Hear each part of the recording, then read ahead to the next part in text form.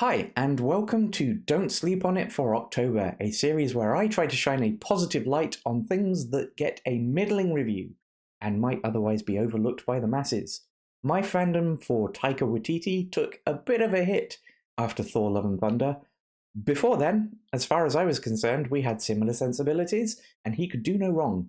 So after that earth-shattering disappointment, I was apprehensive to see how Our Flag Means Death would continue in its second season. However, co-created with David Jenkins, Season 2 is on par with Season 1, and the HBO series has been appearing throughout October. Our Flag Means Death is the epitome of the idea of these Don't Sleep on It videos. It's swimming in sevens. It's an above average but not amazing show. It's not as funny as What We Do in the Shadows, and it's definitely not the swashbuckling show that you might expect given the premise. It's a lightly comedic love story at its heart, with an ensemble cast of comedians. Helmed by Taika Waititi's Blackbeard and Rhys Darby's gentleman pirate Steve Bonnet, the highest praise that I can give this show, I think, is to say it has a sort of Futurama thing, where it never really stays the course on one genre. It's a solid mixed bag from episode to episode, with sentimental moments, actiony moments, dramatic moments, and surreal moments all thrown into the jumble. Not all of it lands. Some of it is a bit too anachronistic for me, but it is often chuckle-worthy and often heartwarming. So don't sleep on Our Flag Means Death. I love a good pirate's tale. You don't know the first thing about piracy.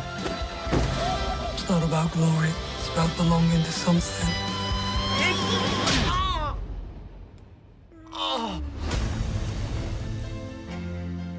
Blackbeard, are you poor now? No, I'm just trying something different, man. Okay, back to basics. No one is more surprised by this next one than I am. And it was a close call because the first 15 minutes were rough, but the Frasier reboot, as divisive as it has been for critics, is working for me. I have a general rule when I'm watching a show that I'm not sure about. I'll give it 3 episodes. If I'm not into it after 3 episodes, that's it. Gonzo. Never going to watch it again. Frasier's Reboot is a show that has not been updated to today's sensibilities at all. It is utterly nostalgic. If you change the aspect ratio, you could probably convince someone it was filmed in the 90s. I think it took those 3 episodes for my brain to regress to 90s sensibilities. In the first episode, I probably huffed at a couple of jokes, the kind of laugh. But by episode 3, I was in it. The old school multi-cam sitcom feel with slapstick silly humour is definitely not as candid as something like The Office, and it definitely doesn't have the sharply written script of something like Silicon Valley. But it does have the farcical nonsense that Frasier had back in its heyday, which is why if you're under about 30, I expect you'll probably hate it. In fact, if you're not already a fan who watched all 11 seasons of Frasier, you'll probably hate it. But I am older than 30, and I loved Frasier back in the day, and Kelsey Grammer has not missed a beat in picking up the titular character.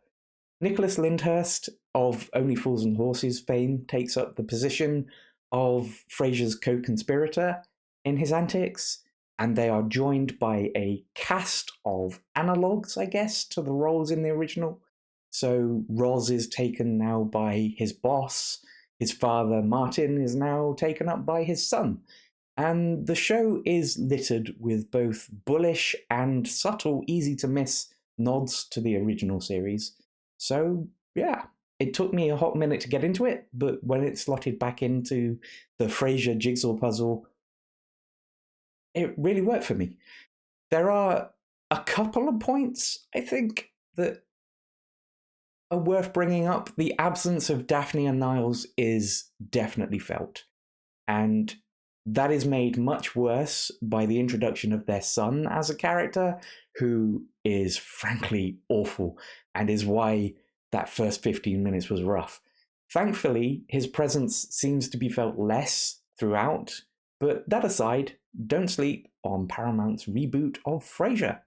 What is it about the city of Boston that leads me to forego the more sophisticated temptation of the fermented grape? Sitting here with a cold brew in my hand, I feel amalgamated with the hoi polloi. You are the classic everyman. Don't know what to do with those tossed salads and scrambled eggs. So, that's it for Don't Sleep on It for October. Pretty abysmal month for movies, apart from Martin Scorsese's masterpiece, and this is not a video for masterpieces. And yeah, as per usual, please do all the likey, subscribey nonsense. And if there was something that wasn't a huge hit that you think I may have missed, feel free to tell me in the comments not to sleep on it. Thanks for watching.